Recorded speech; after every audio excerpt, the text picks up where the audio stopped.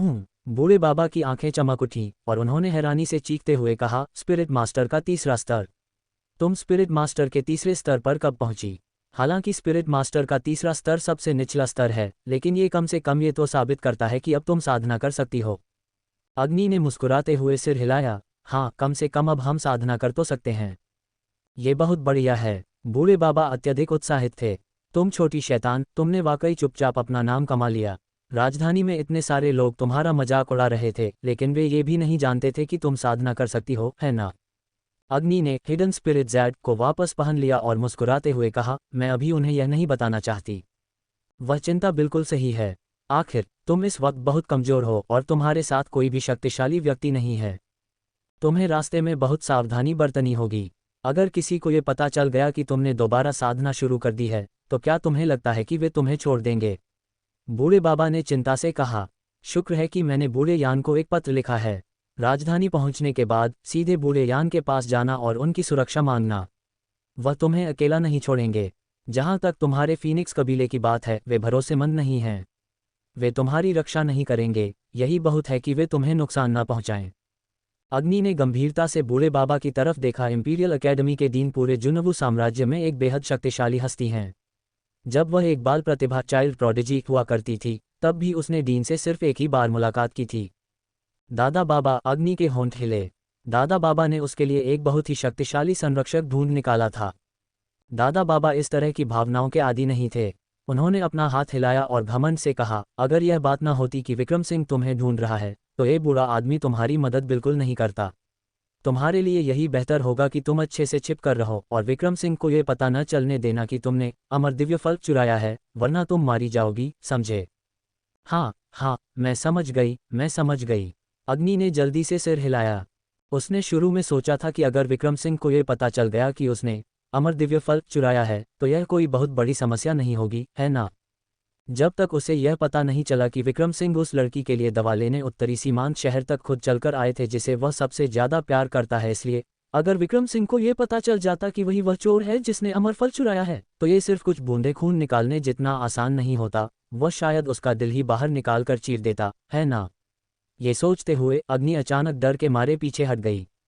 बूढ़े बाबा अचानक चौंके और उलझन भरी नजरों से अग्नि की तरफ देखने लगे। वैसे छोटी लड़की, तुम अचानक साधना कैसे करने लगी हो? अग्नि ने तुरंत प्रतिक्रिया दी और शांत भाव से कहा, मुझे नहीं पता, शायद कल मुझ पर बिजली गिर गई थी। ये सब अपने आप स्वाभाविक रूप से हो गया। बूढ़े बाबा ने लगभग अपनी आंखें घुमा दी। तुम बच्ची, झूठ बोलती जा रही हो। ये साफ तौर पर किसी परी के फल की वजह से है। जब आप ये पहले से ही जानते हैं, तो फिर पूछ क्यों रहे हैं? अग्नि ने बूढ़े बाबा को घूरा। बूढ़े बाबा पहले से ही जानते थे कि मामला क्या था। उनके ये सवाल पूछने की वजह सिर्फ इतनी थी कि वह अग्नि को याद दिला सके कि वह अपनी कहानी में ऐसी कोई खामी न छोड़े जिससे विक्रम सिंह बाद में उसका सच न भांप सके। हालांकि बूढ़े बाबा ने अपनी जिंदगी का ज्यादातर हिस्सा बिता लिया था, फिर भी वह उस युवा विक्रम सिंह से थोड़ा बहुत डरते जरूर थे। ठीक है, अब मैं जा रही हूँ। सब लोग मेरे निकलने का इंतजार कर रहे हैं, अग्नि ने कहा और अपना दाहिना हाथ उठाकर शान से हिलाया। बूढ़े बाबा ने झुंझलाकर अपना सिर हिलाया। ये लड़की भी ना। हालांकि अग्नि के जाते हुए रूप को देखते हुए बूढ़े बाबा ने अपनी पीठ पीछे हाथ बांधे और अचानक हंस पड़े।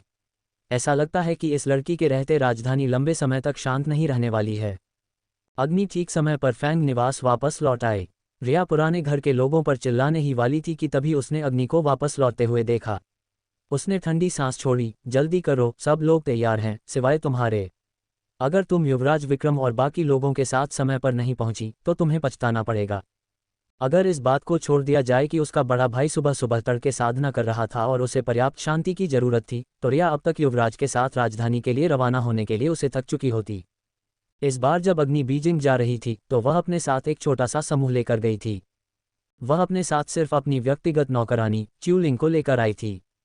खूबसूरत माँ अपने साथ सिर्फ अपनी व्यक्तिगत नौकरानी झाओ को लेकर आई थीं। इसके अलावा वहाँ अंकल च्यू थे, जो बटलर और बॉडीगार्ड थे और जिनके साथ अग्नि काम करने की आदी थी। इन सालों में अग्नि ने अपने सभी महत्वपूर्ण सामान ड्रैगन फीनिक्स स्पेस में सुरक्षित रखे थे, इसलिए उसे पैक करने के लिए ज़्यादा कुछ नहीं करना पड़ा था। हालांकि उसकी खूबसूरत माँ ने कपड़ों के बक्से के बाद बक्से पैक कर लिए थे। इतने सारे बक्से की अग्नि की आंखें लगभग फटी की फटी रह गईं। इतना सारा सामान। दादी झाओ ने अग्नि की तरफ ऐसे देखा मानो उसने किसी मसीहा को देख लिया हो, और एक बेबस मुस्कान के साथ जल्दी से कहा। दूसरी मालकिन ने कहा कि ये सारे कपड़े और गहने राजधानी वापस ले जाने चाहिए, लेकिन हम इन सबको कैसे ले जा सकते हैं? अगरवुड से बने कम से कम 1 दर्जन बड़े बक्से थे। खूबसूरत माँ ने अपने निचले होंठ को काटा, दयाभाव से अग्नि की तरफ देखा, और अपने किसी भी सुंदर कपड़े को छोड़ने के लिए तैयार नहीं थी। हाथ से बने हुए खूबसूरत माँ की आंखें साफ और मासूम थीं, किसी हिरन के बच्चे की तरह नम, जिससे वह विशेष रूप से प्यारी लग रही थी। अग्नि का दिल तुरंत पिघल गया। ठीक है, इन सबको ले लो, इन सबको ले लो। खूबसूरत माँ का गोरा और नाजुक चेहरा तुरंत आंसुओं के बीच एक मुस्कान में बदल गया, जो सुबह की ओस और चिलचिलाती धूप जितना चमकीला था। दादी झाओ के होंठ हल्के से फड़फड़ाए। बाहर जाते वक्त इतने सारे बक्से साथ ले जाना कब से सुविधाजनक हो गया। मैंने कभी किसी को 5वीं मिस की तरह अपनी माँ को इतना लाड़ प्यार करते नहीं देखा। जैसे ही बड़े बक्से बाहर लाए गए, रिया और फैंग ईरान ने एक दूसरे की तरफ देखा। उम्मीद के विपरीत सिर्फ 5 छोटे वर्षों में अग्नि ने उत्तरी सीमांत शहर में काफ़ी संपत्ति जमा कर ली थी। राजधानी भेजे जाने के बाद हा। रिया को ये कैसे पता चल सकता था कि इन बक्सों में कोई खजाना नहीं, बल्कि केवल अग्नि की खूबसूरत माँ के कपड़े और गहने थे। रिया के लगातार ताकीद करने पर पूरा समूह आखिरकार अपने अपने रथ कैरेज में सवार हो गया और राजधानी के लिए रवाना हो गया। फैंग ईरान और रिया का रथ सबसे आगे था और उनके पीछे उनके पहरेदार थे। अग्नि और वे लोग जो पुराने घर से आए थे, समूह के बिल्कुल पीछे थे। दूसरे शब्दों में, फैंग ईरान द्वारा लाए गए लोग केवल उनकी रक्षा करने के लिए वहां थे, और वे अग्नि तथा बाकी लोगों की तरफ देखना भी पसंद नहीं करते थे। अग्नि मूल रूप से रथ में अकेले यात्रा करना चाहती थी ताकि वह रास्ते में साधना कर सके, लेकिन अब उसने अपना इरादा बदल लिया था। मेरी प्यारी माँ और मैं एक ही रथ में सवार होंगे। च्यूलिंग, तुम और दादी झाओ पीछे वाले रथ में बैठोगी, अग्नि ने निर्देश दिया। जल्दी ही फीनिक्स कबीले का काफिला रवाना हो गया। अग्नि का रथ विशेष रूप से उसकी खूबसूरत माँ के लिए तैयार किया गया था। चूंकि इसमें विशेष शॉक एब्जॉर्बिंग झटके रोकने वाली तकनीक का इस्तेमाल किया गया था, इसलिए इसमें बैठना बहुत आरामदायक था और इसमें अन्य रथों की तरह हिलने डुलने या झटके लगने का एहसास नहीं होता था। रथ का अंदरूनी हिस्सा कई छिपे हुए रहस्यों से भरा हुआ था। अग्नि ने रथ की दीवार से एक मेज नीचे की, उस पर खाना और पानी सजाया और फिर अपनी खूबसूरत माँ को छोटे कढ़ाई वाले सामान व्यवस्थित करने में मदद की। उसने मुस्कुराते हुए उन्हें लाड़ लड़ाया। मैं आने वाले कुछ समय तक साधना कर रही हूँगी, इसलिए मेरे पास अपनी खूबसूरत माँ के साथ समय बिताने का वक्त नहीं होगा। क्या आप अपना अच्छे से ख्याल रख सकती हैं? हालांकि उसकी माँ की बुद्धि अभी भी एक बच्चे के स्तर पर थी, लेकिन वह जानती थी कि साधना करना एक बहुत बहुत महत्वपूर्ण काम है, इसलिए उन्होंने जोर से सिर हिलाया और कहा, अग्नि बहुत बहुत शक्तिशाली है। हाँ, अग्नि बहुत बहुत शक्तिशाली है। वह अपनी खूबसूरत माँ की रक्षा कर सकती है। अग्नि मुस्कुराई और उसने अपनी माँ के बालों को सहलाया। उसका दूसरा हाथ, जो उसकी आस्तीन में छिपा हुआ था, मुट्ठी की तरह भींचा हुआ था। राजधानी एक ऐसी जगह है जो उथल पुथल और संकटों से भरी है। वहाँ ऐसे लोग हैं जो मेरे छोटे भाई के शुआलिंग बॉडी के खून के भूखे हैं। वहाँ ऐसे मर्द हैं जो उसकी माँ की खूबसूरती के लालची हैं। वहाँ ऐसे लोग हैं जो उसके फीनिक्स ब्लडलाइन को नष्ट कर डालना चाहते हैं। वहाँ कोई ऐसा है जिसने उसके गुरुदेव को नुकसान पहुंचाया, जिसकी वजह से वे कोमा में चले गए। वह शक्तिशाली कैसे नहीं होती? वह मजबूत कैसे नहीं होती? अग्नि ने एक लंबी सांस ली और रथ के हल्के हल्के झूलते हुआरों के बीच वह आलती पालती मारकर बैठ गई और तुरंत पूरी तरह से ध्यानमग्न अवस्था में चली गई। कल ही वह स्पिरिट मास्टर के तीसरे स्तर पर पहुंची थी और अग्नि आज दोबारा अपनी रैंक आगे बढ़ाने की कोशिश करना चाहती थी।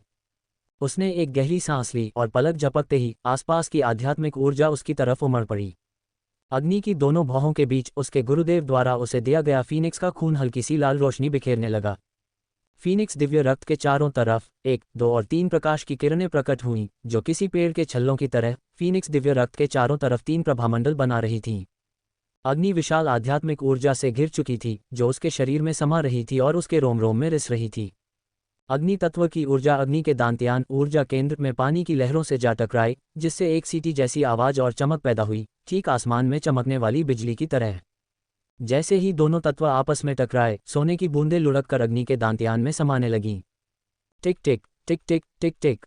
अग्नि ने अपना पूरा ध्यान सुनहरी बूंदों को तरल रूप देने में लगा दिया, क्योंकि वह किसी और से बेहतर यह जानती थी कि केवल अपने दांत्यान को सुनहरी बूंदों से भरकर ही वह स्पिरिट मास्टर के चौथे स्तर पर पहुंच सकती है। आगे का रास्ता लंबा है और उसके लिए ये तो बस शुरुआत है। सुनहरी बूंदों को पिघलाकर तरल बनाने की प्रक्रिया लंबी और थका देने वाली है। इसके अलावा यह एक दर्दनाक और पीड़ादायक प्रक्रिया भी है। सोने की हर एक बूंद अग्नि की आध्यात्मिक शक्ति और पानी की लहरों का टकराव थी। अग्नि के लिए हर एक टक्कर किसी खंजर के घोंप जाने जितनी दर्दनाक थी। हालांकि अग्नि के चेहरे पर कोई भाव नहीं था, सिवाय इसके कि सोयाबीन के आकार के पसीने की बूंदें उसके चेहरे पर लगातार लुढ़क रही थीं। दादी दांतियान पर सोने का तरल शून्य से बढ़कर 1/4, फिर 2/4 और फिर 3/4 हो गया। अग्नि के कपड़े पूरी तरह से भीग चुके थे और वह ऐसी लग रही थी मानो उसे पानी से बाहर निकाला गया हो। उसी पल आगे चल रहे रथों के काफिले से रिया ने घोड़े पर सवार फैंगीरान को इशारा किया। फैंगीरान ने अपनी त्योरियां चढ़ाईं, लेकिन फिर भी अपने घोड़े को आगे बढ़ाया। इससे पहले कि वह कुछ पूछ पाता, रिया ने कहा, भाई मुझे आपके साथ एक बहुत ही जरूरी बात डिस्कस करनी है, अभी इसी वक्त। क्या बात है? फैंगीरान ने हल्की सी त्योरियां चढ़ाईं। अग्नि के बारे में, रिया ने धीमी आवाज में कहा। फैंगीरान ने एक पल के लिए सोचा और फिर आखिरकार घोड़े की पीठ से सीधे रथ के अंदर कूद गया। अगर कुछ कहना है तो जल्दी कहो। आखिरकार यह कोई अच्छी बात नहीं होती अगर यह बात फैल जाती कि भाई बहन एक ही रथ साझा कर रहे हैं। भाई, रिया ने अपने घुटनों को गले लगाया, अपना छोटा सा चेहरा उठाया और अपनी आंखों में एक तेज चमक के साथ फैंगीरान को देखा। भाई, आपको क्या लगता है कि अगर अग्नि राजधानी वापस लौट आए तो इसे हमारा क्या फायदा होगा? अब तुम्हारे दिमाग में क्या चल रहा है? फैंगीरान ने जवाब देने के बजाय सवाल पूछा। रिया ने उस बात को उठाया जिसके बारे में वह पूरे रास्ते सोच रही थी। बड़े भाई, मुझे लगता है कि अग्नि को जिंदा वापस जाने देना सिर्फ हमारा नुकसान करेगा। बड़े भाई, क्या आपको सच में लगता है कि अग्नि परिवार की गद्दी के लिए आपसे मुकाबला नहीं करेगी? इससे पहले कि फैंगीरान कुछ कह पाता, रिया तंज कसते हुए बोली, बड़े भाई भूलो मत, हालांकि अग्नि ने अपनी ताकत खो दी है, फिर भी उसके पास एक बहुत बड़ा हथियार है और वह है उसका चेहरा। रिया ने आग में घी डालते हुए आगे कहा, युवा राजकुमार समर उसके चेहरे पर बहुत फिदा है। आपने खुद ही देखा है, वह उस पर लट्टू रहता है और यहाँ तक कि उसके पीछे पीछे भागता रहता है। अगर वह उसे अपनी उपपत्नी बना ले और फिर उसके कान में मीठी मीठी बातें फुसफुसाए तो फिर। समर अकेले नहीं हैं, उनके पीछे जो शख्स है वह युवराज विक्रम सिंह हैं। फैंगीरान को फैंग निवास में हुई पिछली बातें याद आ गईं और उसे यह मानना पड़ा कि उसकी छठी बहन पूरी तरह से बेवकूफ़ नहीं थी, उसने जो कहा था वह सच था। फैंगीरान के चेहरे के भावों को देखकर रिया समझ गई कि जब उसने फैंगीरान को त्योरियां चढ़ाते देखा तो वह दुविधा में पड़ गया था। इसलिए उसने फिर से अपनी मुट्ठी भींच ली और इस मौके का फायदा उठाते हुए कहा, बड़े भाई, क्या आपको लगता है कि आपके और अग्नि के बीच दोबारा रिश्ते सुधरने की कोई गुंजाइश बची है? फैंगीरान ने सीधे तौर पर अपना सिर हिला दिया। परिवार के उत्तराधिकारी के पद के लिए चल रहे संघर्ष की वजह से उसने उस समय अग्नि और फीनिक्स कबीले के साथ विश्वासघात किया था। उस घटना के बाद अग्नि के साथ उसका रिश्ता कभी ठीक नहीं हो सकता था। अगर अग्नि को इस बात का पता चल जाता तो वह उसे जान से मार देती। रिया ने बात में फिर से जहर घोलते हुए कहा, और भाई, इस बात से इनकार मत करो, ऐसे कई शक्तिशाली और प्रभावशाली लोग हैं जो अग्नि की खूबसूरत मां पर बुरी नज़र गड़ाए हुए हैं। अगर वे लोग सचमुच उसे हद से ज़्यादा मजबूर कर देंगे तो फिर। फैंगीरान की त्योरियां और भी गहरी हो गईं, ये बात तो है। रिया की आंखों में जंगली उत्साह और खुशी की एक चमक कौंध उठी। तो फिर क्यों न हम? रिया ने अपनी गर्दन के पास एक झटके से काटने का इशारा किया। फैंगीरान ने त्योरियां चढ़ाईं। एलियू, तुम्हारे बड़े भाई ने तुम्हें पहले भी सिखाया था। हाँ, बड़े भाई ने मुझे पहले सिखाया था कि अगर आप किसी को मारना चाहते हैं तो आपको खुद अपने हाथों से यह काम नहीं करना चाहिए, बल्कि किसी और के हाथों का इस्तेमाल करना चाहिए, है ना? मुझे याद है, रिया ने धीमी आवाज में कहा, जब हम यहाँ पहले आए थे तो क्या हमने काले भेड़ियों के एक झुंड को नहीं भड़काया था? रिया ने फैंगीरान के कान में कुछ बातें फुसफुसाएं और फिर उम्मीद भरी नज़रों से उसकी तरफ देखा। बड़े भाई, आपको क्या लगता है? यह एक दुर्घटना होगी, कोई नहीं चाहता था कि ऐसा हो। भले ही फीनिक्स राजकुमार उन पर जुल्म करना चाहे, वह इस मामले को सिर्फ उन काले भेड़ियों के झुंड तक ही खोज पाएगा, है ना? फैंगीरान ने रिया की तरफ देखा, तुम में काफ़ी सुधार आ गया है। बड़े भाई ने मुझे अच्छे से सिखाया है। रिया ने गर्व से अपनी ठुड्डी उठाई। ठीक है, तो फिर मैं ये काम तुम्हारे ऊपर छोड़ता हूँ। फैंगीरान की आंखों में एक ठंडी चमक तैर गई। उसने पहले ही यह योजना बना ली थी कि वह अग्नि को कभी भी जिंदा राजधानी नहीं लौटने देगा, इसलिए चूंकि रिया ने ये जिम्मेदारी खुद ले ली थी तो वह स्वाभाविक रूप से इसे स्वीकार करने से ज़्यादा खुश था।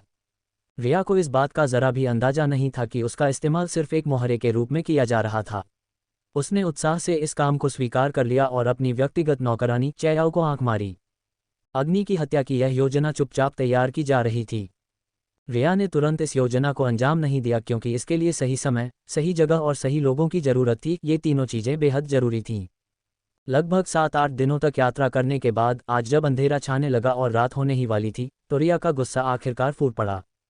वह रथ से कूद पड़ी, अपने घोड़े पर सवार हुई और अग्नि तथा बाकी लोगों के पीछे जा पहुंची, और फिर उसने अपनी काली चाबुक लहराई, जिसे उसने सीधे अग्नि के रथ के पहिए पर दे मारा।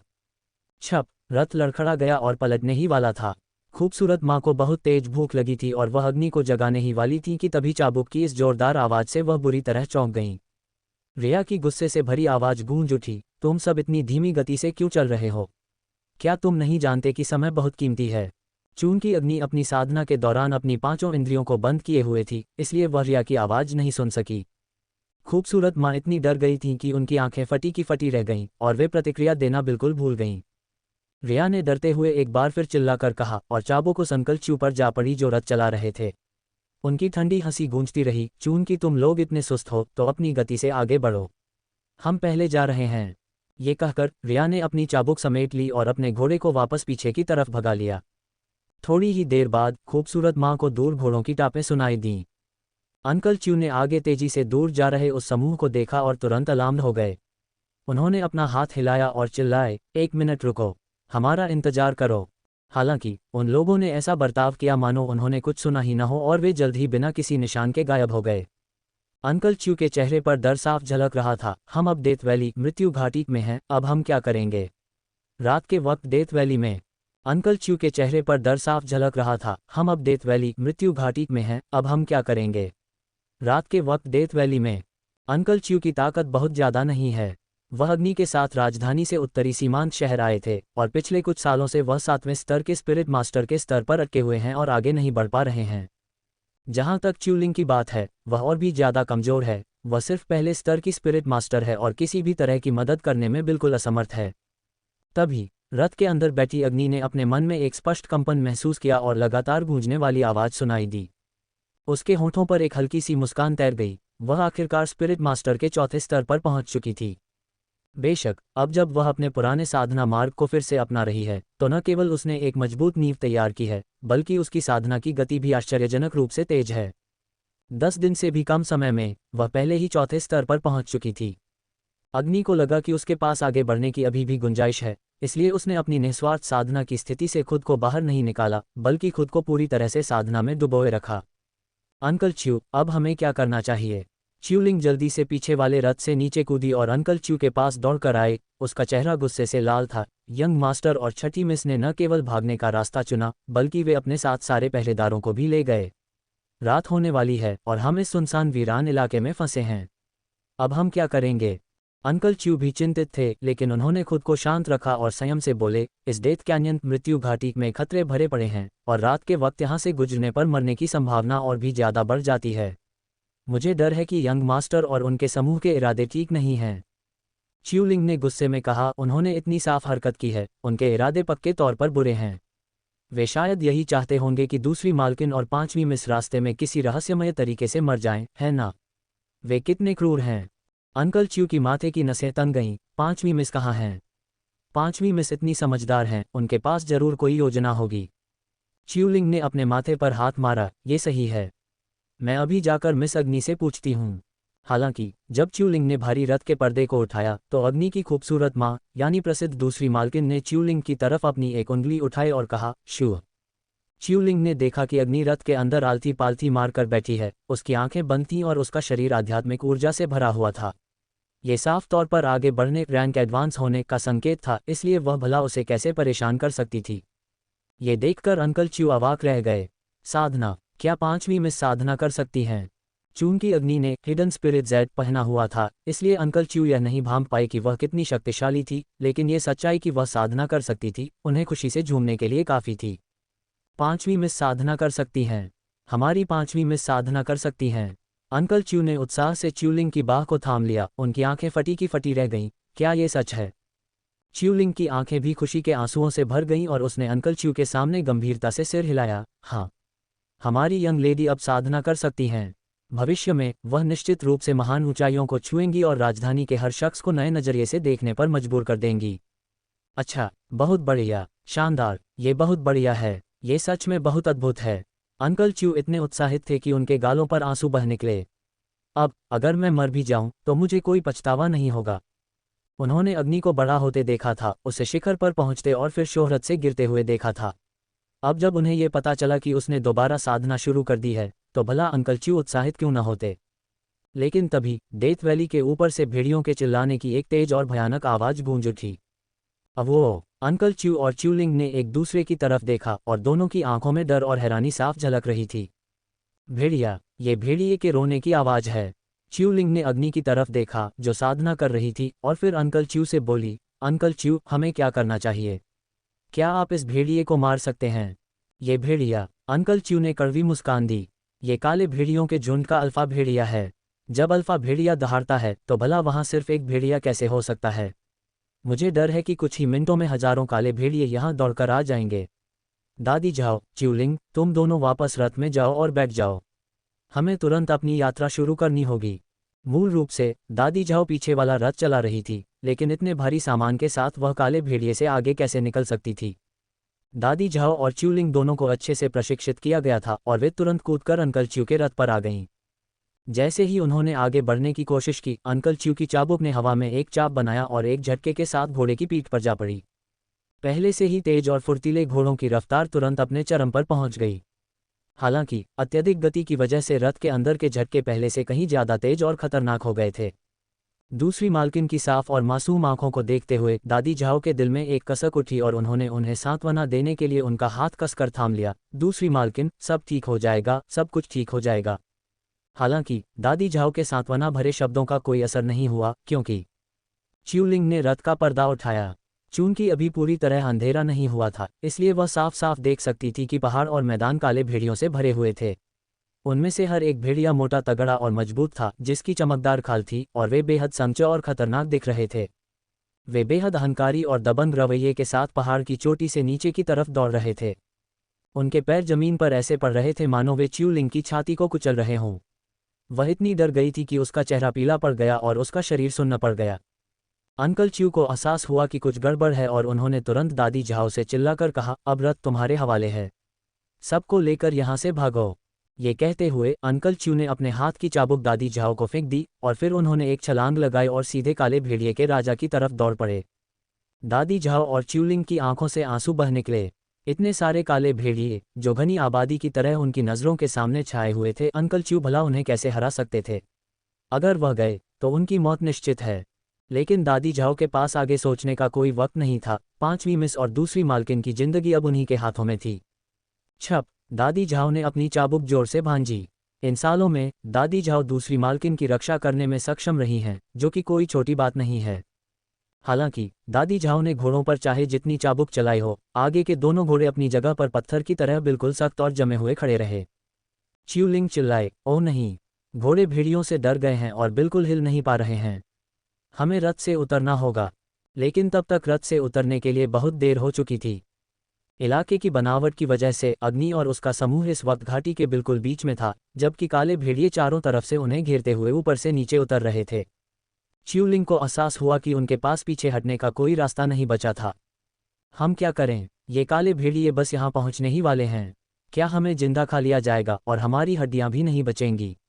च्यूलिंग डर भी गई थी और हार मानने को तैयार भी नहीं थी। मैं मरने लायक नहीं हूँ, लेकिन मिस ने आखिरकार दोबारा साधना शुरू की है और अब वह इस तरह मरने जा रही हैं, मैं भूत बनकर भी उन दोनों को नहीं छोड़ूंगी। च्यूलिंग जानती थी कि ये काले भेड़िए बिना किसी वजह के हमला नहीं कर रहे थे। ये पक्के तौर पर उन दोनों फैंगिरान और रिया की ही करतूत होगी।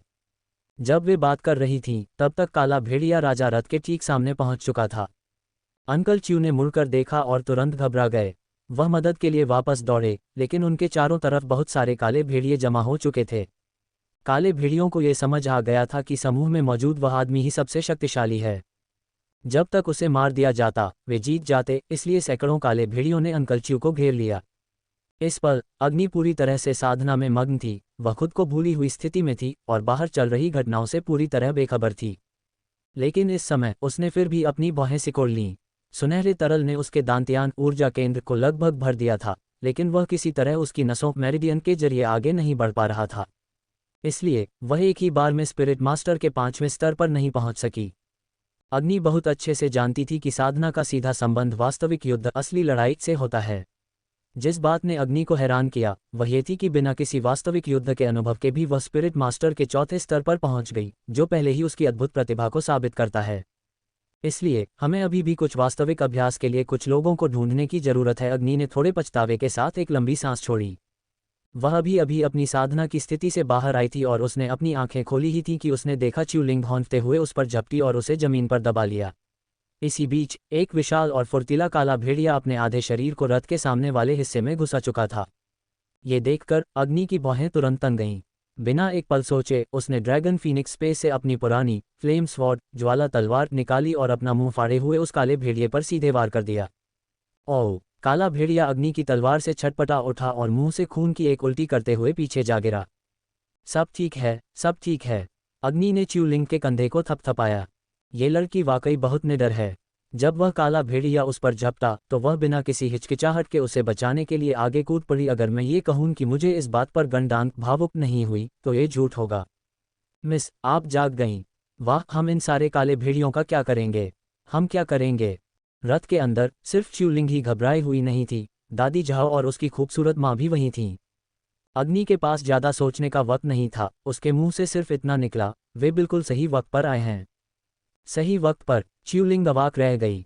सब लोग मरने वाले थे और यंग लेडी असल में ये कह रही थी कि वे सही वक्त पर आए हैं। इससे पहले पहाड़ की चोटी पर दो घोड़े अगल बगल खड़े थे, जिनकी पीठ पर एक लड़का और एक लड़की सवार थे। लड़की की पीठ दुबली पतली थी, जबकि लड़के की पीठ चौड़ी और मजबूत थी। ये दोनों लोग भाई बहन रिया और फैंगेरान थे। रिया ने डेथ वैली में घिरे हुए रथ की तरफ देखा और उसके होठों पर एक व्यंग्यात्मक मुस्कान तैर गई। इस बार क्या अग्नि बच पाएगी? अगर बच गई तो मैं इस डेथ वैली की घास का एक एक तिनका चबा जाऊंगी। फैंगेरान ने अपनी आंखों को सिकोड़कर उस लड़ाई को घूरा। उसकी आंखें अथाह थीं। उसने रिया की तरफ देखा और पूछा, क्या अब तुम संतुष्ट हो? रिया ने गर्व से अपनी भरिकुटी उठाई और कहा, बिल्कुल। अग्नि खुद को समझती क्या है? सिर्फ एक कबाड़ का टुकड़ा, फिर भी वह हमारे सामने शेखी बघारने की हिम्मत करती है। उसे अपने किए की सजा मिलनी चाहिए। उसे 5 साल पहले ही मर जाना चाहिए था।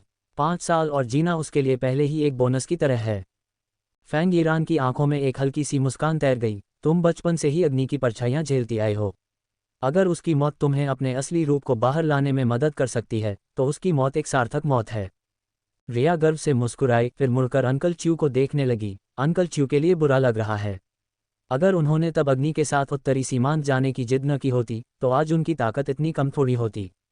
न सिर्फ अंकल च्यू बल्कि दादी झाओ, च्यूलिंग, जो लोग अग्नि के पीछे पीछे चलने की जिद करते हैं, उनका भला कौन सा अच्छा अंजाम हो सकता है? चलो यहाँ से। फैंगेरान ने देखा कि काले भेड़ियों ने रथ को पूरी तरह घेर लिया है। उसने लगाम उठाए, अपने घोड़े को मोड़ा और सबसे पहले वहां से आगे निकल पड़ा। रिया मूल रूप से अग्नि को मौके पर ही खून से लथपथ देखना चाहती थी, लेकिन अपने बड़े भाई को जाते हुए देखकर उसने अपने घोड़े को एड़ लगाए और उनके पीछे हो ली। ठीक उसी वक्त जब फैंगेरान और रिया घोड़े भगाकर पहाड़ की चोटी से गायब हो गए, अग्नि ने अपनी आंखें खोली, अपने दाहिने हाथ से अपनी तलवार को कसकर पकड़ा और रथ से बाहर कूद पड़ी। फर्क सिर्फ 1 सेकंड का था, लेकिन उसी 1 सेकंड के फेर में फैंगेरान और उसकी बहन को निकट भविष्य में बहुत पछताना पड़ने वाला था। अग्नि अपने हाथ में फ्लेम स्वॉर्ड ज्वाला तलवार लिए रथ से बाहर कूद पड़ी। उसने सबसे पहले जो काम किया वह काले भेड़ियों को मारना नहीं था, बल्कि ड्रैगन फीनिक्स पेस्ट से प्रेत बाधा निवारक औषधि की एक शीशी निकालना था। इससे पहले फ्रोजन फॉरेस्ट में अग्नि ने फेरी मुयाओ शून्य को पूरी तरह मात देने के लिए इसी औषधि का इस्तेमाल किया था। अगर समर और बाकी लोग इस बात को देख लेते तो वे निश्चित रूप से अग्नि पर शक करने लगते। दुर्भाग्य से वे लोग यहाँ मौजूद नहीं थे। अग्नि ने अपने हाथ में मौजूद उस औषधि का इस्तेमाल किया और रथ को केंद्र मानकर 10 मीटर के दायरे में एक चक्र खींच दिया। 10 मीटर के दायरे के भीतर काले भेड़ियों ने उस खतरनाक गंध को सूंघ लिया और तुरंत बेचैन हो गए। वे तेजी से पीछे हटे और तब तक पीछे हटते रहे जब तक कि वे उस चक्र से बाहर नहीं चले गए। च्यूलिंग और बाकी सभी लोग फटी फटी आंखों से इस नज़ारे को देख रहे थे। 5वीं मिस, क्या ये वाकई सच है? च्यूलिंग की आंखों में खुशी की एक चमक दौड़ गई। च्यूलिंग को लगा था कि इस बार सबका मरना तय है, लेकिन तभी उसकी यंग लेडी ने एक काले रंग की औषधि की शीशी निकाली और उन अनगिनत काले भेड़ियों के बीच एक सुरक्षित दायरा खींच दिया। इससे पहले कि अग्नि कुछ बोल पाती, उसे थोड़ी ही दूर से चीखने की आवाज़ें सुनाई दीं। यह अंकल च्यू थे। अग्नि के पास सोचने का बिल्कुल वक्त नहीं था और उसने तुरंत च्यूलिंग से कहा, तुम सब रथ के अंदर ही रहना और कहीं मत हिलना। मैं अभी वापस आती हूँ। इसके बाद अग्नि अपनी फ्लेम स्वॉर्ड को लहराते हुए सीधे अंकल च्यू की तरफ दौड़ पड़ी। फायर स्वॉर्ड तकनीक, पहली चाल, स्टार मून किल। हालांकि अग्नि के पास सिर्फ चौथे स्तर के स्पिरिट मास्टर की साधना थी, लेकिन वह बहुत हल्की और तेज थी। जैसे ही उसने स्टार मून किल का इस्तेमाल किया, अंकल च्यू की गर्दन को दबोचने वाले काले भेड़िए का सिर एक झटके में कटकर अलग हो गया। लेकिन ये काले भेड़िए सचमुच बहुत क्रूर हैं।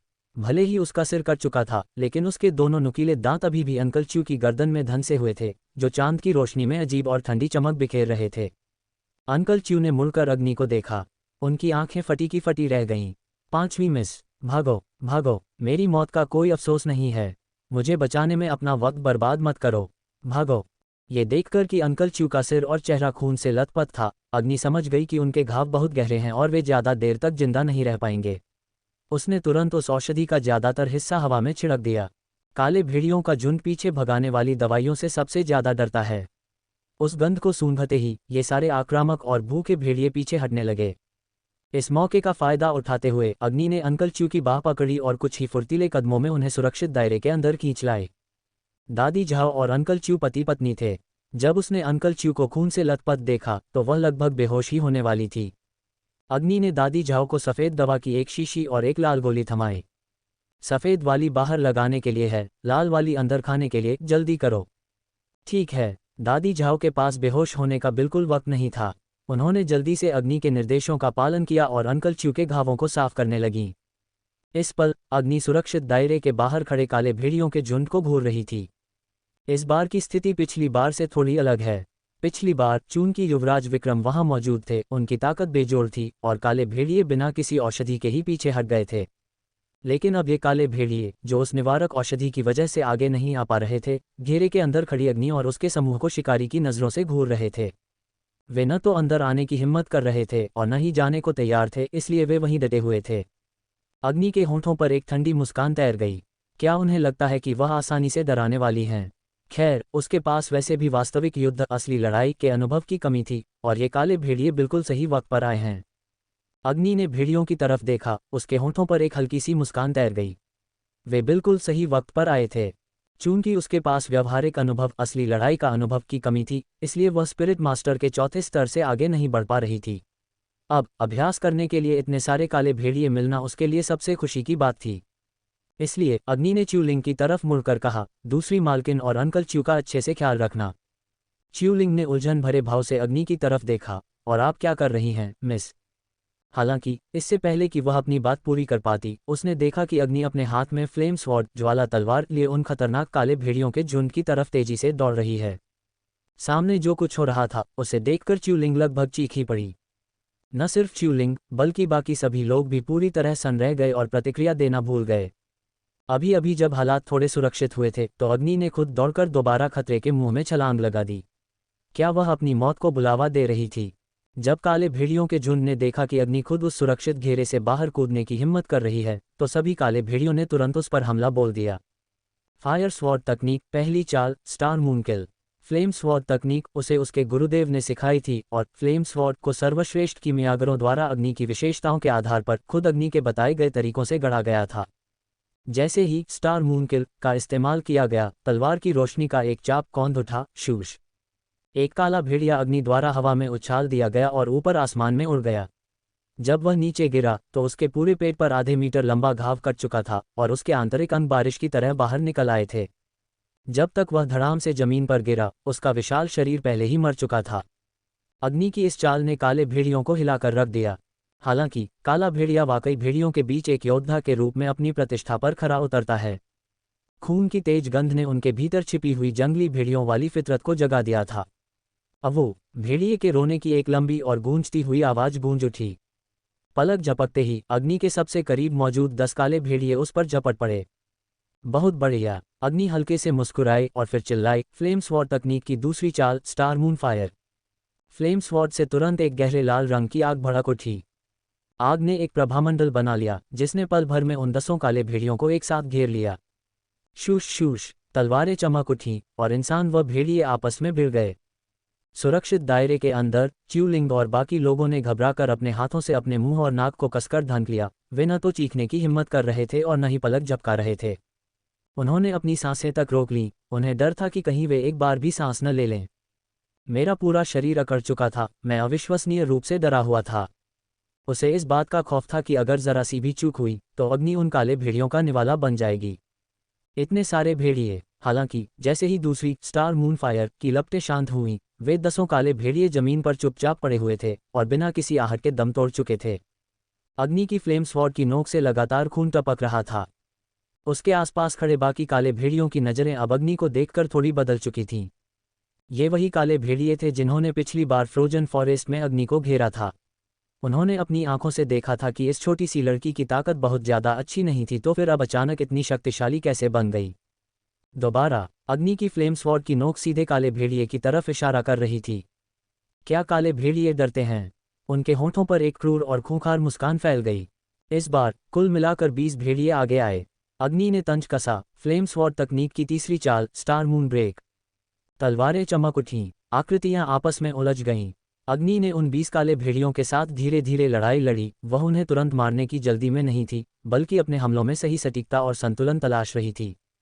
अग्नि बहुत अच्छे से जानती थी कि वह इन सभी काले भेड़ियों को एक साथ नहीं मार सकती थी, और उसके रुकने की असली वजह सिर्फ और सिर्फ उनके साथ अभ्यास करना था। यह अभ्यास सिर्फ कोई साधारण कसरत नहीं थी। पिफ! फ्लेम स्वॉर्ड ज्वाला तलवार एक काले भेड़िए की दोनों बाहों के बीच बिल्कुल सटीक जगह पर जा धंसी। PIFF PIFF! ये बाहों के बीच की जगह पर लगातार किए जाने वाले प्रहारों का सिलसिला था। वहां कोई जटिल हरकतें नहीं थीं और न ही बहुत सारे दांव पेंच थे, वहां सिर्फ एक घातक प्रहार था, सटीक और साथ ही बेहद बेरहम। इसलिए इन 20 काले भेड़ियों को पहले से दोगुनी तेजी से मौत के घाट उतार दिया गया। हालांकि अग्नि इस रफ्तार से संतुष्ट नहीं थी, इसलिए उसने हल्की सी त्योरियां चढ़ाईं। काले भेड़ियों का भी अपना मिजाज होता है। क्या वे चुपचाप खड़े होकर अपने साथियों को मरते हुए देख सकते हैं? बिल्कुल नहीं। और इसलिए काले भेड़िए एक के बाद एक आगे बढ़ने लगे। क्या अग्नि के पीछे एक समय में केवल अधिकतम 20 काले भेड़िए ही हो सकते हैं? कोई बात नहीं, एक के मरने पर दूसरे को आगे कर दो, एक के मरने पर दूसरे को आगे कर दो। इस तरह अग्नि के पास हमेशा 20 काले भेड़िए मौजूद रहेंगे। वे ऊर्जा से भरे हुए थे और वे बेहद खतरनाक दिख रहे थे। लेकिन अग्नि भी तो आखिरकार इंसान है, वह भी थक जाती है। लगातार 500 काले भेड़ियों को मौत के घाट उतारने के बाद अग्नि को आखिरकार महसूस हुआ कि वह बुरी तरह थक चुकी थी। उसका दिमाग बहुत उत्साहित था, लेकिन उसका शरीर धीरे धीरे अपनी ताकत खो रहा था। काले भेड़िए बहुत संवेदनशील होते हैं। जैसे ही अग्नि की रफ्तार थोड़ी सी भी धीमी हुई, उन्होंने तुरंत इस बात को भांप लिया। उन भेड़ियों की ठंडी और डरावनी आंखें अग्नि को ऐसे घूर रही थीं मानो वह कोई मरा हुआ इंसान हो। अग्नि ने तंज कसा। वह सुरक्षित दायरे से सिर्फ 20 मीटर की दूरी पर थी, तो भला उसे किस बात की चिंता होती। फायर स्वॉर्ड तकनीक चौथी चाल, star moon rush. PIFF PIFF PIFF! अग्नि की तलवार की नोक ने कागज को हल्के से छुआ, ठीक वैसे ही जैसे गाढ़े स्याही में डूबा हुआ कोई ब्रश चावल के कागज को हल्के से छूता है। जैसे ही अग्नि की तलवार की नोक जमीन से टकराई, 3 काले भेड़ियों की बाहों के बीच से खून का फव्वारा फूटा और वे हवा में पीछे की तरफ उड़ गए। इस मौके का फायदा उठाते हुए अग्नि भी पीछे की तरफ उछल पड़ी। अब अग्नि के लिए 20 मीटर की दूरी सिर्फ एक सांस लेने जितनी थी। जब तक सभी काले भेड़ियों को समझ आता कि क्या हो रहा था, अग्नि पहले ही सुरक्षित दायरे के अंदर पहुंच चुकी थी। खूबसूरत माँ दौड़कर आई और उन्होंने अग्नि को कसकर अपनी बाहों में भींच लिया। उनकी आंखों से आंसू बह रहे थे और वह बहुत डरी हुई लग रही थीं। अग्नि हैरान भी थी और उसे हंसी भी आ रही थी। उसने अपनी खूबसूरत माँ की दुबली पतली पीठ को सहलाया। माँ, मैं बिल्कुल ठीक हूँ, मुझे कोई चोट नहीं लगी है। ये सब काले भेड़िए का खून है, मेरा नहीं। जब खूबसूरत माँ ने अग्नि के शरीर पर लगा खून देखा तो उन्हें अचानक अपनी छाती में जकड़न महसूस हुई। उन्होंने अपनी आंखें बंद कर लीं और वह पीछे की तरफ गिर पड़ीं। अग्नि, वह जानती थीं, उनकी खूबसूरत माँ हमेशा खून देखकर बेहोश हो जाती हैं, तो फिर वह अभी तक बेहोश क्यों नहीं हुई? पता चला कि वह इतनी ज़्यादा घबराई हुई थीं कि वह बेहोश होना ही भूल गई थीं। अग्नि भी बेबस थी। उसने अपनी खूबसूरत माँ को च्यूलिंग को सौंप दिया और कहा, मेरी खूबसूरत माँ बहुत ज़्यादा घबरा गई हैं। उन्हें थोड़ी देर आराम करने देना अच्छा रहेगा। उनका अच्छे से ख्याल रखना ताकि उन्हें ठंड न लगे। च्यूलिंग ने जोर से सिर हिलाया, ये जानते हुए कि वक्त बहुत कीमती है। निर्देश देने के बाद अग्नि आलती पालती मारकर बैठ गई और पलक झपकते ही पूरी तरह से ध्यानमग्न अवस्था में चली गई। लड़ाई के बाद अग्नि साफ साफ महसूस कर सकती थी कि अग्नि तत्व की शक्ति उसके दांत्यान ऊर्जा केंद्र में उमड़ रही है और इसके भीतर मौजूद पानी की पुरानी लहरों के साथ हिंसक रूप से टकरा रही है, जिससे सीटी जैसी आवाज और चिंगारियां निकल रही थीं। सुनहरा तरल पहले की तुलना में दोगुनी से भी ज्यादा तेजी से पिघलकर तरल रूप ले रहा था। आपको ये पता होना चाहिए कि पहले 3 स्तरों में चूंकि वे सरल और समझने में आसान होते हैं, इसलिए आगे बढ़ने रैंक एडवांस होने की गति बहुत तेज हो सकती है। हालांकि चौथे स्तर से शुरू करते हुए आगे बढ़ने की गति काफ़ी धीमी हो जाती है। वरना क्या वजह है कि फेरी मुयाओ और रिया अभी भी सिर्फ 5वें स्तर की स्पिरिट मास्टर बनी हुई हैं? अग्नि ने अपनी आंखें बंद कर लीं और सावधानी से सुनहरे तरल को पिघलाने लगी, उसे एक एक बूंद करके इकट्ठा करने लगी। अपने पूरे शरीर में आध्यात्मिक ऊर्जा का संचार करने के बाद अग्नि ने महसूस किया कि उसका पहले से थका हुआ शरीर वापस अपनी बेहतरीन स्थिति में आ चुका था। अग्नि के होंठों पर एक हल्की सी मुस्कान तैर गई और इसके बाद उसने अपनी फ्लेम स्वॉर्ड ज्वाला तलवार लहराते हुए फिर से बाहर छलांग लगा दी। और इस तरह एक और भीषण युद्ध शुरू हो गया। इस बार अग्नि ने पिछली बार से ज़्यादा देर तक मुकाबला किया और पूरी तरह थक जाने की वजह से सुरक्षित दायरे में वापस लौटने से पहले उसने पूरे 700 काले भेड़ियों को मौत के घाट उतार दिया था। अग्नि ने साधना करने के लिए अपनी आंखें बंद कर लीं, अपनी सारी अग्नि आध्यात्मिक शक्ति को एक सुनहरे तरल में बदल दिया और फिर से मैदान में उतर गई। वे बार बार बाहर जाती, सिर्फ तभी वापस लौटती जब उनकी ऊर्जा पूरी तरह खत्म हो जाती और पूरी तरह ठीक होते ही फिर से बाहर निकल पड़ती। अग्नि का शरीर अब जख्मों से भर चुका था, उसके बदन पर शायद ही कोई ऐसी जगह बची थी जहां खाल सलामत हो। उसके शरीर पर पड़े पंजों के निशान इतने डरावने थे कि उन्हें देखकर किसी की भी रूह कांप जाए। लेकिन अग्नि को इस बात की कोई परवाह नहीं थी। उसके दिल में एक अटूट विश्वास था और वह था शक्तिशाली बनना। इस दुनिया में जहां ताकतवर का ही राज है, बिना ताकत के कोई सुरक्षा नहीं है, खासकर उसके जैसी असाधारण लड़की के लिए। राजधानी में कितने सारे लोग उसका मजाक उड़ाने का इंतजार कर रहे हैं। कितने लोग उसे नीचा दिखाने की ताक में बैठे हैं। कितने लोग उसे परेशान करना चाहते हैं। अब जब उसके पास साधना करने की क्षमता आ गई है तो दर्द और तकलीफ मायने ही क्या रखती है। जब तक उसकी सांसें चल रही हैं, ये शरीर तब तक संघर्ष करता रहेगा। बाद में च्यूलिंग इतनी ज़्यादा दुखी हो गई कि वह लगभग बेहोश ही होने वाली थी। उसने अग्नि का हाथ थामा और कहा, मिस आपको कम से कम थोड़ी देर तो आराम करना चाहिए। आपकी हालत ऐसी हो गई है, हम सब आपके लिए अंदर से बहुत ज़्यादा दुखी हैं। अग्नि हल्के से मुस्कुराई, च्यूलिंग, तुम्हारी यंग लेडी ने पहले ही बहुत लंबा आराम कर लिया है। उत्तरी शहर में बीते 5 सालों ने पहले ही बहुत ज़्यादा वक्त बर्बाद कर दिया है। लेकिन च्यूलिंग ने अग्नि की उस ड्रेस की तरफ देखा जो खून से पूरी तरह लाल हो चुकी थी और जिसका असली रंग अब पहचान पाना भी नामुमकिन था, और उसकी आंखों में आंसू छलक आए। मिस, अभी तो आगे बहुत लंबा वक्त पड़ा है, साधना करने के लिए पूरी जिंदगी बाकी है। नहीं, अग्नि ने अपना सिर हिलाया और एक गंभीर व दृढ़ भाव से च्यूलिंग को देखने लगी। मैं अकेली नहीं हूँ। मुझे अपनी माँ, अपने भाई और तुम सबकी रक्षा करनी है। अगर हमारे पास पर्याप्त ताकत नहीं होगी तो हम सब मारे जाएंगे। अग्नि ने जो बात नहीं कही वह ये थी कि अगर जुओ किंगलुआन को ये पता चल गया कि उसने अपनी प्रतिभा दोबारा हासिल कर ली है तो क्या जुओ किंगलुआन ने पहली बार उसकी फीनिक्स ट्रू ब्लड को नष्ट कर दिया था, क्या वह इसे दूसरी बार नष्ट नहीं करेगी? ये सोचते हुए अग्नि ने एक गहरी सांस ली। उसकी आगे बढ़ने की गति अभी भी काफ़ी तेज नहीं थी और उसे और भी ज़्यादा कड़ी मेहनत करने की ज़रूरत थी। अपनी युवा मालकिन को, जो खून से लथपथ थी, बार बार काले भेड़ियों के उस खूंखार झुंड की तरफ दौड़ते हुए देखकर च्यूलिंग ने अपने मुंह और नाक को कसकर ढक लिया और उसकी आंखों से खामोशी से आंसू बह निकले। उसने एक गहरी सांस ली। अगर वह साधना के मामले में अपनी मालकिन की मदद नहीं कर सकती तो कम से कम वह उनके रोजमर्रा के जीवन का बेहद बारीकी से ख्याल रखेगी, लॉजिस्टिक्स से जुड़े सारे काम खुद संभालेगी ताकि उनकी मालकिन का ध्यान भटके नहीं। हाँ, जैसे ही अग्नि बार बार निडर होकर काले भेड़ियों के राजा की तरफ झपट रही थी, उसने अपनी फ्लेम स्वॉर्ड तकनीक की 10वीं चाल में महारत हासिल कर ली, स्टार मून थ्रस्ट। जैसे जैसे अग्नि ने बार बार साधना करने और सुनहरे तरल को पिघलाने के सिलसिले को जारी रखा, आखिरकार उसकी साधना का स्तर बढ़कर स्पिरिट मास्टर के 5वें स्तर पर पहुंच गया। सालों साल कड़ी मेहनत करने के बाद भी फेरी मुयाओ और रिया बमुश्किल स्पिरिट मास्टर के 5वें स्तर तक पहुंच पाई हैं, जिससे यह अंदाजा लगाया जा सकता है कि 5वें स्तर तक पहुंचना कितना कठिन है। लेकिन अब दोबारा साधना शुरू करने के महज 10 दिनों के भीतर अग्नि पहले ही 5वें स्तर पर पहुंच चुकी थी। हालांकि अग्नि को इस बात का कोई घमंड नहीं था, उसके मन में हमेशा एक अदब और सतर्कता बनी रहती थी, क्योंकि वह किसी और से बेहतर यह जानती थी कि इंपीरियल एकेडमी के मानकों के अनुसार वहां कुल 3 श्रेणियां थीं: जूनियर कॉलेज, इंटरमीडिएट कॉलेज और सीनियर कॉलेज।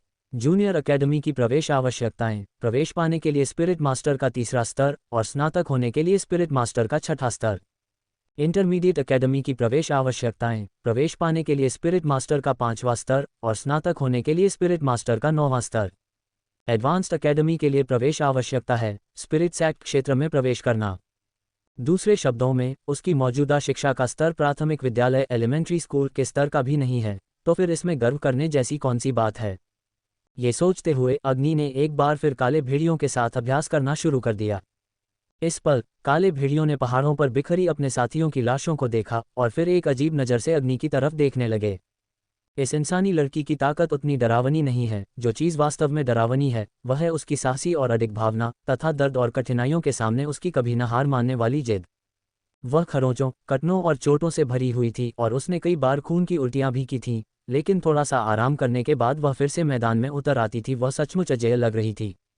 इसलिए अग्नि के इस पागलपन भरे साधना के तरीके को देखकर खूंखार काले भेड़िए भी हैरान रह गए थे। अब उन्होंने पीछे हटना शुरू कर दिया था। किसी भी मुकाबले में हौसला सबसे अहम होता है। एक बार जब कोई पक्ष पीछे हटने लगता है तो आगे लड़ना मुश्किल हो जाता है। अग्नि ने अभी पर्याप्त अभ्यास नहीं किया था, भला वह उन्हें इतनी आसानी से कैसे जाने देती। वह ये सोच ही रही थी कि क्या उसे काले भेड़ियों का आत्मविश्वास फिर से जगाने के लिए अपनी कमजोरी का नाटक करना चाहिए। जैसे ही अग्नि ने घायल होने का नाटक किया और बिखरे हुए बालों के साथ जमीन पर लुढ़कने लगी, अचानक एक लड़के की आवाज़ गूंज उठी, तुम काले भेड़िए, इंसानों को परेशान करने की तुम्हारी इतनी हिम्मत। छोटी लड़की, डरो मत, मैं तुम्हें बचाने आया हूँ। एक खूबसूरत नौजवान आसमान से उतरा और अपनी तलवार के एक ही झटके से 10 काले भेड़ियों को तुरंत लड़ाई में खींच लिया। अग्नि का दिल धक से रह गया। सब कुछ खत्म। बेशक जब काले भेड़ियों ने देखा कि एक और इंसानी ताकतवर योद्धा आ पहुंचा है तो वे उल्टे पांव भागे और एक हुंकार भरकर वहां से 9-2-11 हो गए। लड़का हैरान रह गया, अरे तुम लोग वहीं रुक जाओ। तुम्हें क्या लगता है कि मुझे परेशान करने के बाद तुम ऐसे ही भाग सकते हो। हालांकि जिन काले भेड़ियों को अग्नि ने पहले ही बुरी तरह पीट पीट कर अधमरा कर दिया था, वे वहां एक पल भी रुकने की हिम्मत नहीं जुटा सके। वे हवा के एक झोंके की तरह तेजी से भाग निकले। लड़का अविश्वास से देखता रहा, अपनी ठोड़ी को छुआ और खुद से बुदबुदाया, वे वास्तव में मुझसे इतना डरते हैं। क्या ऐसा हो सकता है कि मैं पहले से ही इतना शक्तिशाली हो चुका हूँ। हा, मैं वाकई एक जीनियस हूँ। अग्नि ने उस नौजवान की तरफ खामोशी से देखा और मन ही मन एक लंबी सांस छोड़ी। कितनी अफसोस की बात है, वह तो इस दुर्लभ मौके का फायदा उठाकर अपनी साधना को स्पिरिट मास्टर के 6ठे स्तर तक पहुंचाना चाहती थी, क्योंकि वह पहले से ही 5वें स्तर के शिखर पर थी और उसका सुनहरा तरल पूरी तरह से भर चुका था। बस एक जानलेवा और रोमांचक लड़ाई की कमी थी। कितना अफसोस है, कितना अफसोस है। हालांकि उसके बगल में खड़ा नौजवान अग्नि के मन में चल रही इन बातों से पूरी तरह बेखबर था। उसने अपने बड़े गर्म हाथ से अग्नि के कंधे को थपथपाया और कहा, छोटी लड़की, बड़े भैया के यहाँ रहते हुए डरने की कोई जरूरत नहीं है। बड़ा भाई तुम्हारी रक्षा करेगा। अग्नि ने उसकी तरफ देखा और कहा, हे। खूबसूरत नौजवान ने आखिरकार अग्नि के चेहरे को गौर से देखा। वह उसे देखकर इतना सन्न रह गया कि उसकी आत्मा लगभग शरीर से बाहर ही निकल गई थी। कितनी खूबसूरत है। उसके शरीर पर लगा खून भी उसकी इस अद्भुत खूबसूरती को छिपा नहीं पा रहा था। उसकी भौहें दूर के काले पहाड़ों जैसी थीं, उसकी आंखें चांद की तरह कोमल थीं, उसकी नाक शुद्ध सफ़ेद जैस्पर जैसी थी और उसके होंठ अप्रैल के चेरी ब्लॉसम फूलों जैसे थे। उसके नैन नक्श ऐसे तराशे गए थे मानो उन्हें बड़ी बारीकी से गढ़ा गया हो, और उसकी सुंदरता बिल्कुल सटीक थी। वह वहीं खड़ी थी और उसके आसपास का सारा नज़ारा फीका पड़ गया था। दुनिया में केवल वही बची थी। उसकी खूबसूरती इतनी चकाचौंध करने वाली और सांसें रोक देने वाली थी। निंग चेनेक्सी, जो कि अन्युवान प्रांत के युवा मास्टर थे और जिनकी मां राजधानी के फैंगवांग मैंशन से ताल्लुक़ रखती थी, उन्होंने दुनिया का बहुत कुछ देखा था और राजधानी की कई यंग लेडीज से मिले थे, लेकिन उन्होंने अपने जीवन में कभी इतनी खूबसूरत लड़की नहीं देखी थी जितनी कि उनके सामने खड़ी थी। वह इतनी सुंदर थी कि उसे देखते ही उससे प्यार हो गया। तुम, निंग चेनेक्सी थोड़ा ठिठका, उसने त्योरियां चढ़ाईं और अग्नि को डांटने लगा, छोटी लड़की, तुम्हारे माता पिता कहाँ हैं? क्या उन्होंने तुम्हें ऐसे खतरनाक हालात में अकेले छोड़ दिया? अगर मैं समय पर नहीं पहुंचता तो तुम मर चुकी होती। क्या तुम्हें इस बात का अंदाजा है? अग्नि ने उस खूबसूरत नौजवान की तरफ अवाक होकर देखा, जो साफ तौर पर किसी कुलीन परिवार से ताल्लुक़ रखता था। निंग चेनेक्सी ने अग्नि के इस अवाक चेहरे को उसकी तारीफ समझ लिया और तुरंत जोर जोर से हंस पड़ा। अरे वाह छोटी लड़की, तुम बड़े भैया को ऐसे घूर रही हो जैसे कोई पागल हो। हा। अग्नि अब और बात नहीं करना चाहती थी, इसलिए वह मुड़ी और सीधे उस सुरक्षित दायरे के अंदर चली गई। काले भेड़िए एक बहुत ही खूंखार और क्रूर भेड़ियों का कबीला हैं। जब अग्नि द्वारा उनके साथियों को मार दिया जाता है तो वे टूट पड़ते हैं और अपने ही साथियों की लाशों को नोच नोच कर खा जाते हैं, जिससे अंत में सिर्फ सफ़ेद हड्डियां ही बचती हैं। इसलिए आसपास का नज़ारा काफ़ी भयानक था। अचानक जैसे ही उसे कुछ याद आया, अग्नि ने उस हंसमुख नौजवान की तरफ देखा और पूछा, तुम्हारा नाम क्या है? मेरा नाम निंग चेनेक्सी है, छोटी बहन। क्या तुमने पहले कभी मेरा नाम नहीं सुना है? जब लड़के ने देखा कि अग्नि पर उसकी बातों का कोई असर नहीं हुआ तो उसने थोड़ी तेज आवाज में कहा। निंग चेनेक्सी को देखकर अग्नि को समर की याद आ गई और समर के बारे में सोचते ही उसके सिर में दर्द होने लगा। इसलिए उसने चिढ़कर उस लड़के को घूरा, रुको, अपनी जगह से हिलना मत। लड़का उलझन में पड़ गया, लेकिन फिर भी वह चुपचाप वहीं खड़ा रहा। अग्नि बिजली की गति से आगे बढ़ी और पलक झपकते ही वहां से गायब हो गई। अग्नि ऐसा किसी और वजह से नहीं कर रही थी, बल्कि उसे अचानक याद आया कि जब अंकल च्यू जान बचाकर भाग रहे थे तो उन्हें आधे रास्ते में ही रथ छोड़ना पड़ा था, और उस रथ में उसकी प्यारी माँ के मनपसंद कपड़ों से भरे बक्से रखे हुए थे। जब अग्नि वहां पहुंची तो रथ पहले ही पलट चुका था और घोड़े को काले भेड़िए चढ़ कर चुके थे, जिससे उसके अवशेष का कोई नामोनिशान नहीं बचा था। हालांकि सामान के बक्से अभी भी वहीं सुरक्षित रखे हुए थे। शुक्र है कि अग्नि के पास ड्रैगन फीनिक्स स्पेस था। जैसे ही उसका हाथ बक्सों पर पड़ा, उसने उन सबको अपने स्पेस में खींच लिया और एक कोने में ढेर लगा दिया। अग्नि ने सोचा कि उसकी खूबसूरत माँ जल्द ही होश में आ जाएंगी, और अगर उन्होंने उसे खून और मिट्टी से सना हुआ देखा तो वे निश्चित रूप से फूट फूट कर रोने लगेंगी। ये सोचते हुए अग्नि सीधे पास ही बह रही एक धारा में कूद पड़ी, खुद को अच्छी तरह धोकर साफ किया, एक नई पोशाक पहनी और जंगल के पीछे से ऐसे बाहर निकली मानो वह बिल्कुल तरोताजा और साफ सुथरी हो। अग्नि काफी देर तक वापस नहीं लौटी, इसलिए निंग चेनिक्सी से इंतजार नहीं हुआ और वह जल्दी से उसके पीछे पीछे दौड़ पड़ा। उसने सबसे पहले जिस चेहरे को देखा वह साफ सुथरी और निखरी हुई अग्नि का था। मूल रूप से खून से सने होने के बावजूद उसकी खूबसूरती लाजवाब थी। अब जब सारा खून धुल चुका था तो उसका रूप और भी ज्यादा शुद्ध और मनमोहक लग रहा था, खासकर उसकी आंखें जो साफ, गहरी और सम्मोहक थीं, जो किसी की भी सांसें रोक देने और मंत्रमुग्ध करने के लिए काफी थीं। जिस पल निंग चेनिक्सी ने अग्नि को देखा, उसे ऐसा लगा जैसे उसके शरीर का सारा खून उसके सिर में चढ़ गया हो और उसके संवेदनशील कान अचानक जलने लगे हों। निंग चेनिक्सी ने अपना गला साफ किया और फिर बनावटी गंभीरता के साथ अग्नि को घूरने लगा। छोटी बहन, क्या तुम जानती हो कि इस तरह अकेले बाहर घूमना कितना खतरनाक है? क्या होगा अगर आसपास अभी भी कोई काला भेड़िया घूम रहा हो? क्या तुम्हें अपनी जान प्यारी नहीं है? अग्नि ने अपनी आंखें घुमाईं और मन ही मन सोचा कि अगर इस नौजवान ने बीच में दखल न दिया होता तो वह अब तक स्पिरिट मास्टर के छठे स्तर पर पहुंच चुकी होती। इस डर से कि कहीं उसके गुस्से पर से उसका काबू छूट जाए, अग्नि ने एक गहरी सांस ली और वहां से आगे बढ़ गई, क्योंकि वह उसके साथ एक भी शब्द बात नहीं करना चाहती थी। निंग चेनिक्सी, जो इस बात से पूरी तरह अनजान था कि अग्नि के मन में क्या चल रहा है, उसके साथ साथ चलने लगा और रास्ते भर बड़बड़ाता रहा, छोटी बहन, इतनी जिद्दी मत बनो। बाहर की दुनिया बहुत डरावनी है। ऐसा क्यों न हो कि मैं तुम्हें सुरक्षित घर तक पहुंचा दूं। वैसे तुम किसके घर से हो? मैंने सब पता लगा लिया है। मैं अपनी माँ को बाद में इसके घर शादी का प्रस्ताव लेकर भेज सकता हूँ। हा, निंग चेनिक्सी मन ही मन सोच रहा था। अग्नि ने एक लंबी सांस ली और निंग चेनिक्सी को घूरते हुए बोली, मेरे पीछे मत आओ।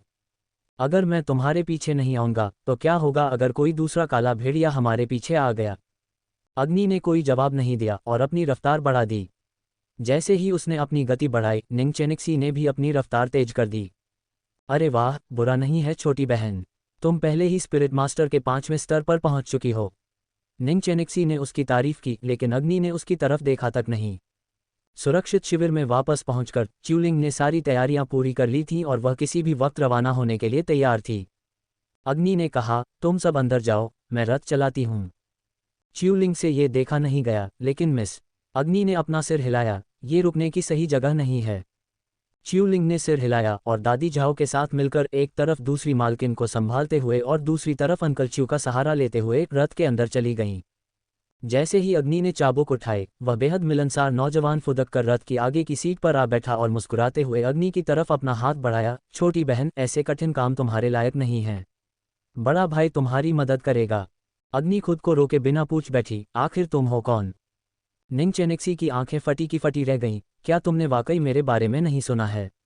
सच में, मैं निंग चेनिक्सी हूँ। मेरे पिता अन्युवान प्रांत के गवर्नर हैं, इसलिए चिंता मत करो। अन्युवान प्रांत के भीतर मेरे निंग चेनिक्सी रहते हुए तुम जो चाहो कर सकती हो। हा। अन्युवान प्रांत के गवर्नर को एक शक्तिशाली क्षेत्रीय अधिकारी माना जाता है, क्योंकि पूरे जुनवू साम्राज्य में केवल 36 प्रांत हैं और किसी प्रांत का गवर्नर बनने के लिए असाधारण ताकत की जरूरत होती है। अपनी छठी स्तर की साधना के बीच में ही बाधित होने की बात याद करके अग्नि ने ठंडी सांस छोड़ी और चाबुक निंग चेनिक्सी की तरफ उछाल दिया। अगर तुम्हें शौक है तो तुम ही चलाओ, लेकिन रथ के अंदर घायल लोग हैं, इसलिए संभल कर चलाना। अगर कोई और होता तो प्रांत के मालिक के बेटे को देखते ही उस पर लट्टू हो जाता और उससे चिपकने की कोशिश करता, लेकिन अग्नि उसे बड़े आराम से हुक्म चला रही थी। निंग चेनिक्सी अच्छे परिवार में पैदा हुआ था और उसका स्वभाव भी बहुत अच्छा था। जब अग्नि ने उसे हुक्म दिया तो उसे गुस्सा नहीं आया, इसके बजाय वह मुस्कुराने लगा। मुस्कुराते चेहरे पर कोई वार नहीं कर सकता। वह लड़का जिंदा दिल और नेका दिल था। हालांकि वह थोड़ा नासमझ और नटखट था, फिर भी वह एक अच्छा इंसान था। धीरे धीरे अग्नि भी मुस्कुराने लगी और एक दो शब्दों में जवाब देने लगी। इसलिए जब अग्नि ने उससे अन्युवान प्रांत के बारे में पूछा तो उस नौजवान ने उसका दिल जीतने के लिए अपनी सारी जानकारी उसे खुशी खुशी बता दी। अग्नि ने सहजता से पूछा, तुम यहाँ अकेले क्या कर रहे हो? निंग चेनेक्सी, यह एक लंबी कहानी है। मेरी चाची और चचेरा भाई बीजिंग वापस लौट आए थे और मेरी माँ तथा मैंने उन्हें अन्युवान प्रांत की सीमा तक छोड़ने की योजना बनाई थी। लेकिन रास्ते में हम कुछ सामान भूल गए थे, इसलिए मुझे उसे लेने के लिए वापस जाना पड़ा, जिसकी वजह से थोड़ी देर हो गई। लेकिन कोई बात नहीं, हम जल्द ही उन्हें पकड़ लेंगे। क्या तुम्हारी चाची बीजिंग से हैं? हाँ, मेरी चाची का परिवार हमारे परिवार से भी ज़्यादा शक्तिशाली है। तुम कार्मिक मंत्रालय के पद के बारे में जानती हो, है ना? अग्नि ने लगभग अपनी आंखें घुमा लीं। क्या उन्हें सच में ये लगता था कि वह कोई नौसिखिया है? कार्मिक मंत्रालय पूरे साम्राज्य के अधिकारियों की नियुक्ति, मूल्यांकन, पदोन्नति, डिमोशन, ट्रांसफर और सम्मान प्रदान करने का काम संभालता है। वह 6 मंत्रालयों का प्रमुख होता है। क्या ऐसा हो सकता है कि तुम्हारी चाची का परिवार? निंग चेनिक्सी ने गर्व से अपनी छाती फुलाई। क्या तुमने कभी महापरामर्शदाता के बारे में सुना है?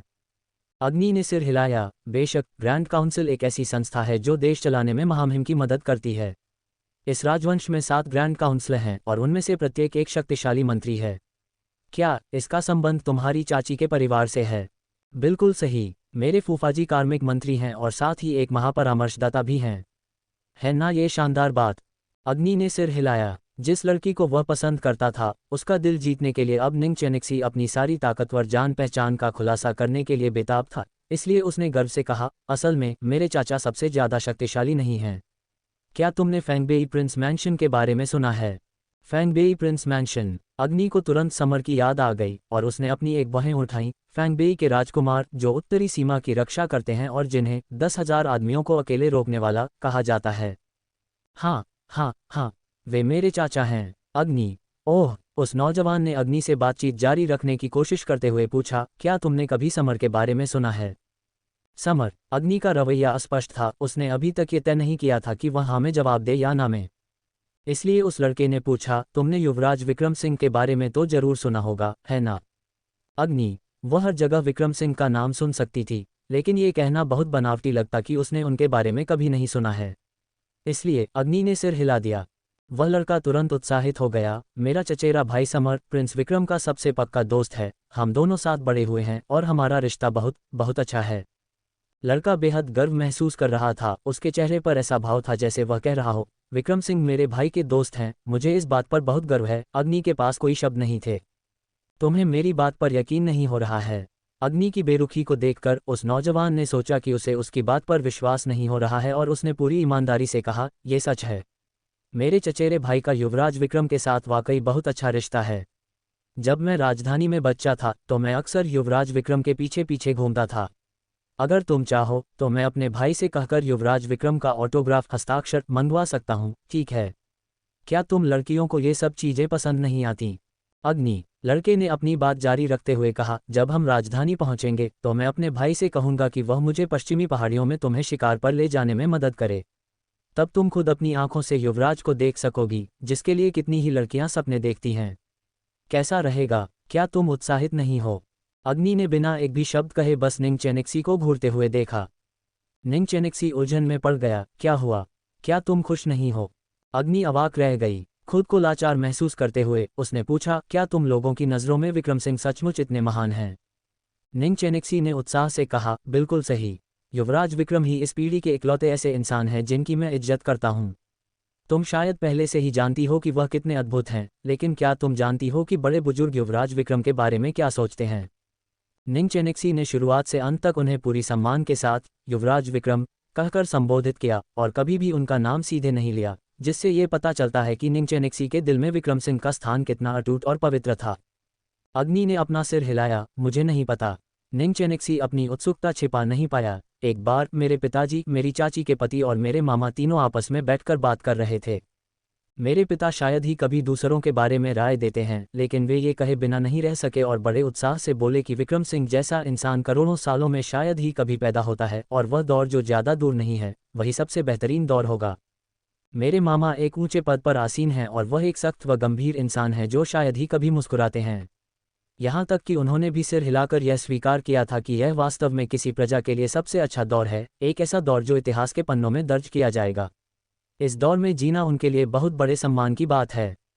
अग्नि ने अपनी त्योरियां चढ़ाईं, क्या ये कुछ ज़्यादा ही बड़ा चढ़ाकर नहीं कह दिया गया है? बिल्कुल बड़ा चढ़ाकर नहीं कहा गया है। निंग चेनिक्सी ने अग्नि को घूरा। फेंगबेई के राजा यानी मेरे मामा आमतौर पर इतने गर्वीले और अलग थलग रहने वाले इंसान हैं।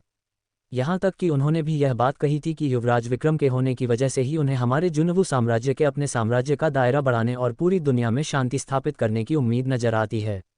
ये हजारों पीढ़ियों तक याद रखे जाने वाले महान कारनामों और हमेशा के लिए इतिहास में अमर हो जाने वाली शान का दौर है। अग्नि अवाक रह गई, इतना बड़ा चढ़ाकर। अरे, तुम नहीं समझोगी, निंग चेनिक्सी ने कहा। जरा सोचो, इतिहास के पन्नों में राजवंश आए और गए, और जैसे जैसे इतिहास आगे बढ़ा केवल उन स्वर्ण युगों को बार बार याद किया जाता है।